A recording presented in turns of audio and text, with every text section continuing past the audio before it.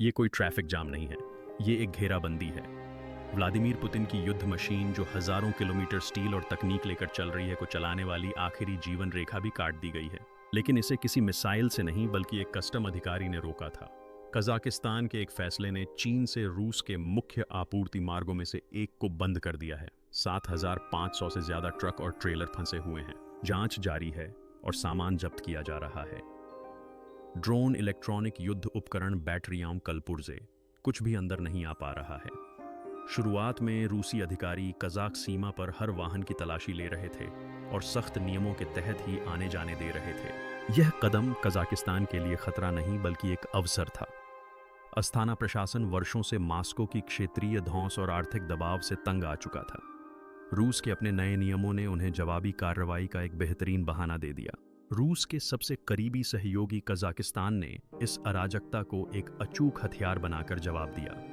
8 अक्टूबर 2025 को कजाकिस्तान के अधिकारियों ने अंतर्राष्ट्रीय प्रतिबंधों का पालन करने की आवश्यकता का हवाला देते हुए चीन से आने वाले और रूस जाने वाले सभी तकनीक से लदे ट्रकों को प्रभावी रूप से रोक दिया। इस फैसले ने एक बड़े पैमाने पर रसद संकट को जन्म दिया जो तुरंत ही हजारों वर्ग किलोमीटर क्षेत्र में फैल गया। सीमा पार करने के रास्ते अचानक दुर्गम अवरोध बन गए। रूसी सीमा शुल्क अधिकारियों द्वारा शुरू की गई सुस्ती और कजाक पक्ष द्वारा की गई पूर्ण नाकाबंदी के परिणाम स्वरूप इतिहास के सबसे बड़े ट्रक कब्रिस्तानों में से एक बन गया। स्थानीय स्रोतों से प्राप्त उपग्रह चित्रों और वीडियो में कजाकिस्तान की अंतहीन सीढ़ियों पर मीलों तक फैली ट्रकों की असहाय प्रतीक्षा करती कतारें दिखाई दे रही हैं। ये आंकड़े स्थिति की गंभीरता को दर्शाते हैं। शुरुआत में कुछ 100 फंसे हुए वाहन जल्द ही हजारों में बदल गए। फिर जैसा कि स्वतंत्र लॉजिस्टिक्स प्लेटफॉर्म और यहां तक कि कजाक सांसदों ने भी पुष्टि की, यह संख्या अकल्पनीय रूप से 7,500 तक पहुंच गई। कतारें मीलों लंबी होती हैं। निरीक्षण के डर से कई ड्राइवर पार्किंग स्थलों में घुस जाते हैं या मंगोलिया के रास्ते वैकल्पिक रास्ते तलाशते हैं। इस अफरा तफरी में फंसे लोग सिर्फ रूसी और कजाक ही नहीं थे। उस विशाल काफिले का एक बड़ा हिस्सा चीनी ड्राइवरों का था जो सीधे स्रोत से सामान ला रहे थे। ये लोग जो हफ्तों से सड़क पर थे और ऐसे इलाके में फंसे हुए थे जहां की भाषा या नियम उन्हें नहीं पता थे। रूस की मनमानी जब्ती, भारी जुर्माने और तस्करी जैसे बेतुके आरोपों में जेल की सजा के डर से कांपने लगे।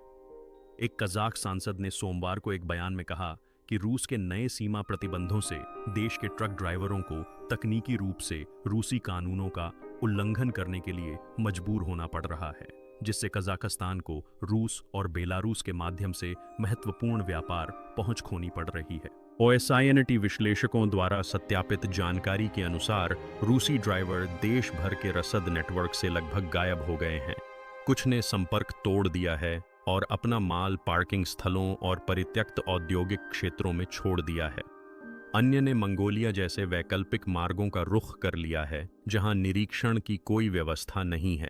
यह वास्तव में रूस के लिए एक आपदा थी। हालांकि प्रतिबंधों के तहत रूस की अस्तित्व की रणनीति एक ही शब्द पर आधारित थी: समानांतर आयात। यूक्रेन युद्ध की शुरुआत और पश्चिमी प्रतिबंधों की अभूतपूर्व लहर के साथ रूस को उन्नत तकनीक और औद्योगिक उत्पादों की आपूर्ति के मामले में पूरी तरह से नाकाबंदी का सामना करना पड़ा। यूरोप, अमेरिका और जापान से महत्वपूर्ण पुर्जे और मशीनरी अचानक बंद हो गई। पुतिन की युद्ध मशीन अब आधुनिक हथियार नहीं बना पा रही थी, अपने टैंकों की मरम्मत नहीं कर पा रही थी या अपने ड्रोन का नवीनीकरण नहीं कर पा रही थी। यहीं पर चीन एक रक्षक के रूप में सामने आया। रूस ने पश्चिमी प्रतिबंधों से बचने के लिए समानांतर आयात नामक एक विशाल नेटवर्क स्थापित किया। इस नेटवर्क की एक प्रमुख धमनियां चीन से कजाकिस्तान होते हुए रूस तक का जमीनी रास्ता था। हजारों ट्रकों में माइक्रोचिप्स सेंसर, विशेष मशीनें, ड्रोन के पुर्जे और चीनी कारखानों में नागरिक और सैन्य दोनों तरह के इस्तेमाल के लिए बने उन्नत इलेक्ट्रॉनिक उपकरण जैसे जरूरी पुर्जे ढोए जाते थे। ये उत्पाद रूसी रक्षा उद्योग की जीवन रेखा थे। इनके बिना रूसी टैंक युद्ध के मैदान में फंस जाते, मिसाइलें नहीं बन पाती और मानव रहित विमान उड़ान नहीं भर पाते। यही पिछला दरवाजा, वो गंदा राज था जिससे पुतिन की फैक्ट्रियां चलती रहीं। लेकिन इस जीवनदायिनी को अप्रत्याशित रूप से रोक दिया गया। चीन से माल से लदे हजारों ट्रक रूस कजाकिस्तान सीमा पर चौकियों पर जमा हो गए, जिससे मीलों लंबी कतारें लग गईं। यह सब क्रेमलिन के नियंत्रण के प्रति व्यामोह से शुरू हुआ, जिसकी शुरुआत उसने अपनी ही सीमाओं के भीतर अपने ही सहयोगियों के खिलाफ की। हालांकि यह कदम मॉस्को द्वारा नियंत्रण हासिल करने का प्रयास नहीं था, बल्कि अपने ही पैरों पर मारी गई गोली थी। रूसी सीमा शुल्क अधिकारियों ने पश्चिमी प्रतिबंधों के अधीन या दोहरे उपयोग के संदेह में लगभग सभी संवेदनशील माल की सावधानीपूर्वक तलाशी शुरू कर दी। इन निरीक्षणों में कई दिन, यहाँ तक कि हफ्ते भी लग गए। इस स्थिति ने न केवल डिलीवरी के समय को हफ्तों तक बढ़ा दिया, बल्कि रूसी उद्योग के लिए जरूरी पुर्जों और कच्चे माल की आपूर्ति भी रोक दी, जिससे उत्पादन ठप हो गया। निरीक्षण के डर से कई चीनी और कजाक चालक या तो पार्किंग में रुककर इंतजार करने लगे या मंगोलिया के रास्ते वैकल्पिक कहीं ज्यादा महंगे रास्ते तलाशने लगे। उनका मकसद रूसी कस्टम अधिकारियों की दया पर निर्भर होने और अपने लदे हुए माल को कई दिनों तक बंधक बनाए रखने से बचना था। इस स्थिति ने न केवल डिलीवरी के समय को हफ्तों तक बढ़ा दिया, बल्कि रूसी उद्योग के लिए जरूरी पुर्जों और कच्चे माल की आपूर्ति में रुकावट पैदा करके उत्पादन भी ठप कर दिया। रूसी कारखाने पुर्जों का इंतजार कर रहे हैं। रूसी सीमा पर रूसी सीमा शुल्क अधिकारियों ने उन पुर्जों को बंधक बना रखा है। सीमा पर यह अफरा तफरी कोई साधारण ट्रैफिक जाम नहीं थी। यह पर्दे के पीछे चल रही कूटनीतिक शतरंज की एक निर्मम चाल का नतीजा था। पश्चिम, खासकर अमेरिका का कूटनीतिक दबाव और रूस के पारंपरिक प्रभाव क्षेत्र में आने वाले देशों जैसे कजाकिस्तान पर द्वितीयक प्रतिबंधों की धमकी इस सैन्य आपदा का मुख्य कारण था। कजाकिस्तान को अपनी अर्थव्यवस्था की रक्षा के लिए और पश्चिम के साथ अपने संबंधों को खतरे में डालने से बचने के लिए रूस का त्याग करना पड़ा। यह एक ऐसा कदम था जिसने दिखाया कि पुतिन का अपने तथाकथित सहयोगियों पर प्रभाव कितना कमजोर था और कूटनीतिक रूप से उन्हें किनारे कर दिया। पुतिन और शी जिनपिंग ने दुनिया के सामने असीमित मित्रता का दावा किया था। हालांकि इस संकट ने साबित कर दिया कि यह दोस्ती कितनी झूठी और अविश्वास पर आधारित थी। रूस द्वारा इन सख्त नियंत्रणों को शुरू करने के पीछे यह संदेह था कि पश्चिमी देशों के प्रतिबंधों के डर से चीनी कंपनियां या तो रूस को संवेदनशील उत्पाद नहीं भेज रही थीं या घटिया सामान भेज रही थीं। मॉस्को को डर था कि बीजिंग उसे धोखा दे रहा है और पर्याप्त सहायता नहीं दे रहा है। दूसरी ओर चीन के लिए सीमा पर इंतजार कर रहे हर ट्रक का मतलब नुकसान था। चीन की बेल्ट एंड रोड परियोजना के सबसे महत्वपूर्ण भू गलियारों में से एक, जो यूरोप तक फैला था, उसके सहयोगी रूस की अक्षमता और व्यामोह के कारण अवरुद्ध हो गया। इससे पता चला कि दोनों देशों के हित पूरी तरह मेल नहीं खाते। चीन रूस को पश्चिम के विरुद्ध एक सहयोगी के रूप में इस्तेमाल करना चाहता था, वहीं रूस जिस आर्थिक और सैन्य अराजकता में फंसा था, वह भी चीन के लिए बोझ बनता जा रहा था। इसके अलावा कजाक सीमा पर ट्रकों की कतारें कोई साधारण रसद समस्या नहीं थी। यह पश्चिमी कूटनीतिक दबाव के कारण शुरू किया गया एक लक्षित रसद अवरोधन अभियान था, जिसने पुतिन के प्रतिबंध प्रतिरोधी अर्थव्यवस्था के सिद्धांत को कमजोर कर दिया।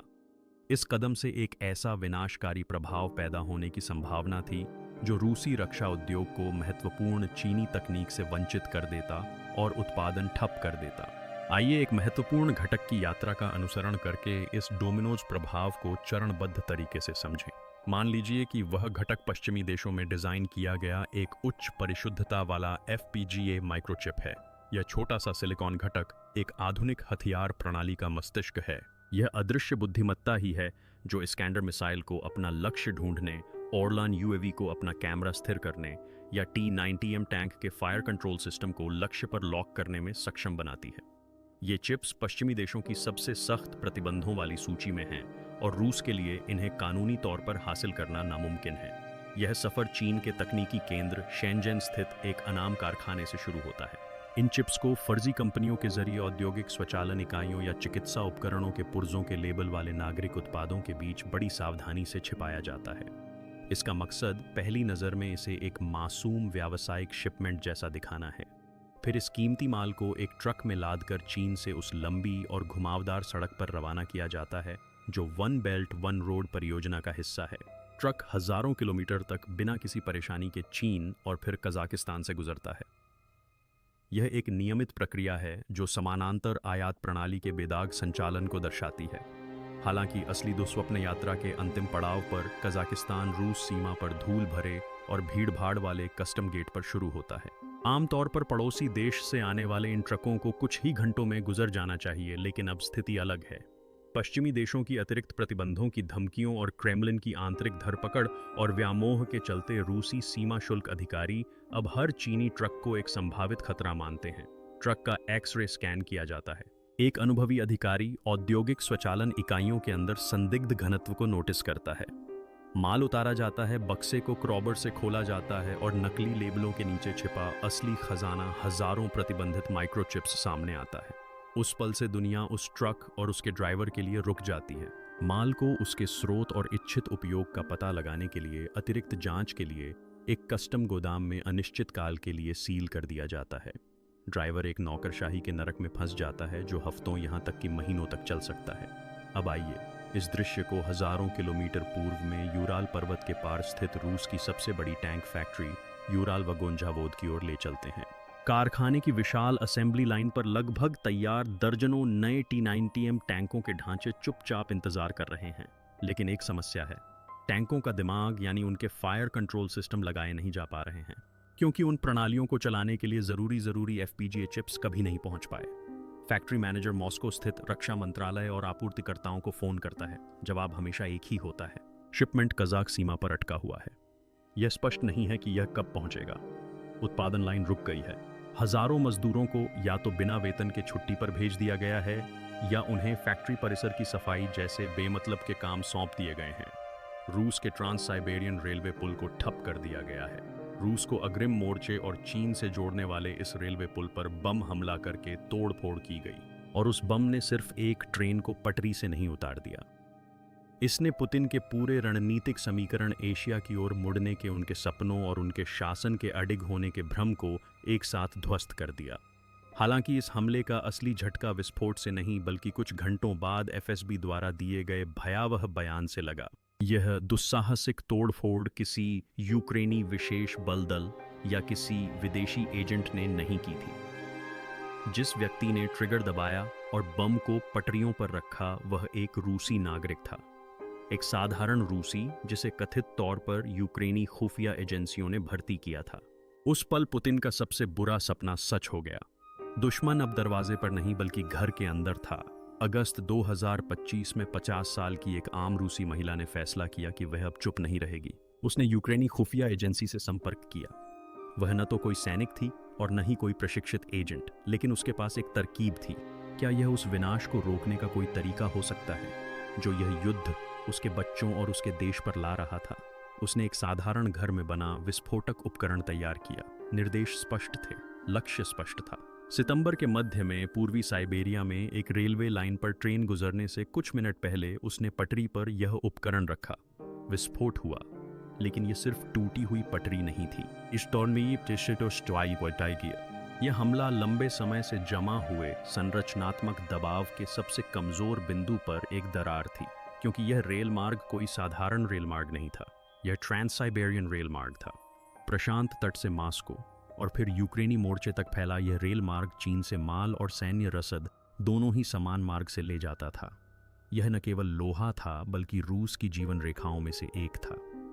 इसके अलावा प्रतिबंधों के कारण रूस के पश्चिम की ओर लगभग सभी व्यापारिक मार्ग बंद होने के कारण क्रेमलिन की इस पूर्वी गलियारे पर मजबूर निर्भरता ने इस मार्ग को एक नाजुक निर्भरता से बदल दिया था। इन सभी कारकों ने यूक्रेन के लिए एकदम सही समय बनाया। हमले के समय को बेहतर ढंग से समझने के लिए हमें दो प्रमुख कारकों पर गौर करना होगा। पहला, हमलावर द्वारा दिया गया संदेश। दूसरा, वह क्षण जब लक्ष्य असुरक्षित था। और इस हमले में दोनों कारक एक साथ आए।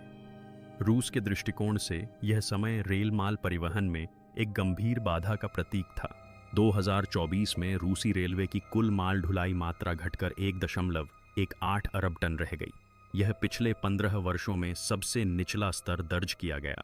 सतही तौर पर चीन के साथ व्यापार बढ़ा है, लेकिन रेलवे क्षमता स्थिर रही और कुछ लाइनों पर तो घट भी गई है। स्पेयर पार्ट्स पर प्रतिबंध के कारण इंजनों के खराब होने की घटनाएं बढ़ गई थीं। ट्रेन ड्राइवर ढूंढना मुश्किल हो गया था। बैकाल-अमूर मेन लाइन और ट्रांस साइबेरियन रेलवे जैसे पूर्वी गलियारे निवेश की कमी के कारण अपनी क्षमता से कहीं ज्यादा चल रहे थे, जिससे हर नई ट्रेन का संचालन एक संतुलन बनाने जैसा हो गया था। प्रवाह की दिशा बदल गई थी, लेकिन पाइपलाइन वही रही। इसके अलावा अंदर का दबाव दिन ब दिन बढ़ता जा रहा था। इस समय जो तोड़फोड़ हुई वह कोई छोटा मोटा विस्फोट नहीं था। यह ऐसा था जैसे सिस्टम की सबसे कमजोर कड़ी पर जानबूझकर ट्रिगर दबा दिया गया हो। विस्फोट के तुरंत बाद लाइन के पूर्व में यानी रूस के सुदूर पूर्व में ट्रेनों की कतारें लगनी शुरू हो गईं। जो क्रेमलिन के सैन्य योजनाकारों के लिए एक बुरा सपना थीं। उन डिब्बों में क्या था? यूक्रेन में खोए हुए टैंकों की जगह लेने के लिए तैयार आधुनिक T-80 टैंक। रोजाना हजारों तोपें खर्च होती थीं, सैनिकों को ले जाने वाली गाड़ियां और सबसे जरूरी सर्दियों के लिए जरूरी ईंधन और रसद। यह सारा सैन्य सामान अचानक साइबेरिया के बीचों बीच एक मलबे के पीछे फंस गया, जिसकी मरम्मत में हफ्तों यहां तक कि महीनों भी लग सकते थे। यूक्रेन में अग्रिम मोर्चे पर लड़ रहे हजारों रूसी सैनिकों के लिए यह एक खतरनाक खबर थी। यह फैक्ट्री राज्य के प्रति अपनी उत्पादन प्रतिबद्धता पूरी नहीं कर पा रही है। यह स्थिति सिर्फ आर्थिक नुकसान नहीं है, यह सैन्य आपदा की एक श्रृंखलाबद्ध प्रतिक्रिया की शुरुआत है। इस डोमिनोज प्रभाव की अगली कड़ी यूक्रेन के डोनेट्स्क मोर्चे पर तैनात एक रूसी बख्तरबंद ब्रिगेड है। इस ब्रिगेड ने गर्मियों के भीषण हमलों में अपने आधे टैंक खो दिए हैं और महीनों से मास्को से नए T-90M टैंक भेजे जाने का इंतजार कर रही है। हालांकि ये टैंक यूराल की एक फैक्ट्री में बेकार पड़े हैं, एक माइक्रोचिप की वजह से धातु के ढेर में तब्दील हो गए हैं। बिना अतिरिक्त बल के यह ब्रिगेड यूक्रेन के आधुनिक पश्चिमी टैंकों और टैंकरोधी मिसाइलों के खिलाफ अग्रिम मोर्चे पर और भी कमजोर हो जाती है। अगले यूक्रेनी जवाबी हमले में इस ब्रिगेड को होने वाले भारी नुकसान और इसके पीछे हटने की मुख्य वजह मोर्चे पर कोई रणनीतिक चूक नहीं, बल्कि हजारों किलोमीटर दूर एक सीमा शुल्क चौकी पर नौकरशाही की सुस्ती है। यह सिर्फ एक चिप या एक फैक्ट्री की कहानी नहीं है, यह वर्तमान में रूस के पूरे रक्षा उद्योग की एक हकीकत है जो सैकड़ों अलग अलग महत्वपूर्ण घटकों को प्रभावित कर रही है। सटीक मशीन टूल्स, विशेष मिश्र धातुएं, ऑप्टिकल सेंसर, संचार मॉड्यूल। 21वीं सदी में रूसी युद्ध मशीन को चलाने वाला हर पुर्जा अब इस समानांतर आयात के दांव पर निर्भर है, और यह दांव अब हारता जा रहा है। सीमा पर रोका गया हर ट्रक रूस के किसी अलग कोने में स्थित किसी कारखाने की उत्पादन लाइन को धीमा कर देता है। उत्पादन धीमा करने वाली हर फैक्ट्री का मतलब है कि मोर्चे पर मौजूद एक अलग इकाई बिना उपकरणों के रह जाती है। बिना उपकरणों के छोड़ी गई हर इकाई रूस को यूक्रेन के खिलाफ हार के एक कदम करीब ले जाती है। यह डोमिनोज प्रभाव सिर्फ सैन्य क्षेत्र तक ही सीमित नहीं है, यह पूरे देश को आर्थिक और सामाजिक रूप से भी प्रभावित करता है। जो कारखाना उत्पादन बंद कर देता है वह कर नहीं चुका पाता। इससे राज्य के बजट में, जो पहले से ही युद्ध के कारण कमजोर है, और भी ज्यादा कमी हो जाती है। राज्य अपने कर्मचारियों को वेतन नहीं दे पा रहा है। इससे निजनी टैगिल जैसे औद्योगिक शहरों में, जहां जीवन पूरी तरह से उस एक कारखाने पर निर्भर है, बड़े पैमाने पर बेरोजगारी और सामाजिक अशांति का खतरा पैदा हो रहा है। कजाकिस्तान जैसे पारगमन देशों पर पश्चिमी प्रतिबंधों और कूटनीतिक दबाव की असली प्रतिभा यहीं निहित है। इसका लक्ष्य रूस को एक झटके में उखाड़ फेंकना नहीं है। लक्ष्य एक एनाकोंडा की तरह है जो अपने शिकार को धीरे धीरे जकड़ता है, हर सांस के साथ अपनी पकड़ मजबूत करता है ताकि उसका दम घुट जाए। हर प्रतिबंध, हर कूटनीतिक कदम रूसी अर्थव्यवस्था और युद्ध मशीन की रगों में रक्त के प्रवाह को धीमा कर देता है। कज़ाक सीमा पर अराजकता इस गला घोंटने वाले अभियान में सबसे सफल और विनाशकारी कदमों में से एक है। इस कदम से रूस के सामने 3 मुश्किल विकल्प खड़े हो जाते हैं। पहला कदम अपने सीमा शुल्क नियंत्रणों में ढील देना और देश में चीन निर्मित पुर्जों के प्रवेश को सुगम बनाना है। हालांकि यह स्पष्ट रूप से पश्चिम द्वारा खींची गई लाल रेखा का उल्लंघन होगा, क्योंकि इस ढील से न केवल रूस के खिलाफ बल्कि चीनी निर्यातकों और कज़ाक ट्रांसपोर्टरों के खिलाफ भी द्वितीयक प्रतिबंधों का मार्ग प्रशस्त होगा। यूरोपीय संघ और अमेरिका इस श्रृंखला की हर कड़ी को दंडित करने के लिए दृढ़ हैं यदि अर्धचालक ऑप्टिकल सिस्टम और संचार उपकरण जैसे दोहरे उपयोग वाले उत्पाद रूस में वापस आ जाते हैं। इसलिए पुतिन के इस कदम का मतलब होगा अपने घरेलू बाजार को जीवनदान देने और बाहरी दुनिया से और भी ज्यादा अलग थलग पड़ने के बीच एक मुश्किल चुनाव। दूसरी ओर ज्यादा चौंकाने वाली संभावना ये है कि चीन सीधे तौर पर हस्तक्षेप करेगा और रूस को आर्थिक चेतावनी जारी करेगा। अपने निर्यातकों को अरबों डॉलर का नुकसान होता देख बीजिंग मास्को से आपूर्ति श्रृंखला को आसान बनाने की मांग कर सकता है। यह एक अल्टीमेटम के रूप में आ सकता है जिसे राजनयिक माध्यमों से सूचित किया जा सकता है, भले ही इसकी सार्वजनिक घोषणा न की गई हो। ऐसा कदम पुतिन के लिए न केवल आर्थिक बल्कि वैचारिक रूप से भी एक बड़ा बदलाव होगा। ऐसा इसलिए क्योंकि रूस चीन संबंध, जो वर्षों से असीमित मित्रता के सिद्धांत पर आधारित रहे हैं, अब विशुद्ध व्यावसायिक हितों तक सीमित हो जाएंगे। चीन का दबाव पुतिन की विदेश नीति में स्वतंत्रता के दावे को कमजोर करता है और क्रेमलिन की पूर्व की ओर रुख करने की रणनीति की सीमाओं को उजागर करता है। साथ ही यह चीन द्वारा अपनी व्यापार आधारित शक्ति को कूटनीतिक दबाव के साधन में बदलने का पहला स्पष्ट उदाहरण बन जाता है, जो अन्य यूरेशियाई देशों के लिए एक मिसाल कायम करता है।